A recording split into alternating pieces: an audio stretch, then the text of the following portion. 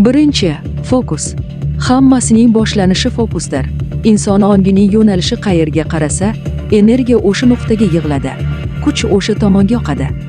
Fokus bu lazer chizig'i, u qanchalik aniq bo'lsa, shunchalik kuch yig'adi va harakat boshlaydi. Ikkinchi, fikr. Fokus yo'nalgandan so'ng fikr paydo bo'ladi. Fikr tirik tebranish, uning har biri energiyani harakatlantiradi. Fikr kuchi maydon yaratadi. Maydon esa tashqi dunyoda shaklni boshlaydi. Fikr yaratuvchilikning birinchi impulsi. Uchinchi, tasavvur. Fikr paydo bo'lgach, u tasavvurga ulanadi. Tasavvur tashqi hayotning chizmasi. Gologramma aynan shu chizmadan quriladi. Tasavvur bu energiyaning shaklga kirishidan oldingi holati. U materiyaning loyihasi. U ko'rilmaydigan boshqaruv paneli. Tasavvurda nima bor bo'lsa, hayotda o'sha paydo bo'ladi. To'rtinchi, vibratsiya. Fikr tebranadi, tasavvur tebranadi, emotsiya tebranadi va bu tebranish vibratsiyadir. Vibratsiya insonning butun hayotini tortib turuvchi magnet. Vibratsiya yuqori bo'lsa tezlik oshadi. Vibratsiya past bo'lsa hayot sekinlashadi. Insonning butun natijasi uning vibratsiya darajasiga bog'liq. Beshinchi, energiya impulsi. Vibratsiya kuchga aylanganda energiya impulsi tug'iladi. Bu impuls insonning haqiqiy quradi. Energiya impulsi harakatga tayyor kuch. U fikrni tezlashtiradi, fokusni kuchaytiradi, tasavvurni materiyaga yaqinlashtiradi. Energiya impulsi yoqilganda insonning hayoti o'zgarishni boshlaydi. Oltinchi, kvant materiya.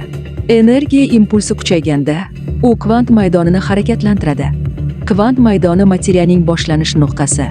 Bu darajada fikr kodga aylanadi, vibratsiya chastotaga aylanadi. Impuls materiya zarralarini tortadi. Kvant materiya tasavvurning fizik ko'rinishi. Yettinchi, teleportatsiya. Teleportatsiya makon almashish emas, teleportatsiya ong tezligining oshishi. Ong tezlashganda vaqt torayadi, masofa qisqaradi, jarayon tezlashadi. Oddiy inson bir kunda yashasa, ong tezlashgan inson bir soniyada bir kun yashaydi. Teleportatsiya vaqtni boshqarishning energetik qoidasi. Sakkizinchi, vaqt va makon. Vaqt chiziqli emas, makon qat'iy emas. Vaqt va makon insonning vibratsiyasiga moslashadi. Vibratsiya yuqori bo'lsa vaqt kengayadi. Vibratsiya past bo'lsa vaqt siqiladi. Energiya impulsi ishga tushganda inson o'z vaqtini boshqara boshlaydi va makon unga mos shakllanadi. To'qqizinchi, gologramma. Gologramma tashqi dunyoning ichki ongdan o'tadigan proyeksiyasi. Bu sening fikring, fokusing, tasavvuring, vibratsiyang, impulsing asosida qurilgan tashqi haqiqatdir. Ichki maydon o'zgarsa, gologramma yangilanadi.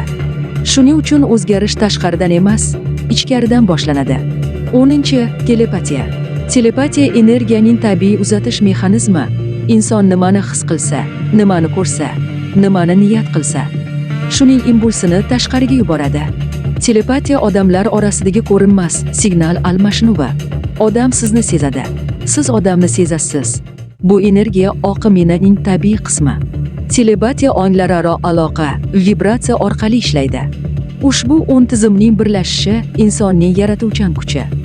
Fokus yo'nalishni beradi, fikr impulsni beradi, tasavvur shaklni yaratadi, vibratsiya maydonni to'ldiradi, energiya impulsi harakatni boshlaydi, kvant materiya shakllantiradi, teleportatsiya jarayonni tezlashtiradi, vaqt va makon moslashadi, gologramma quriladi, telepatiya oqimini boshqaradi.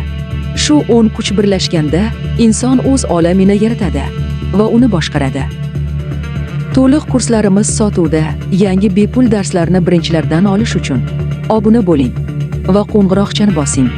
Kanal rivoji uchun yaqinlaringizga ulashing. Agar yoqqan bo'lsa, sevgi ila like bosing.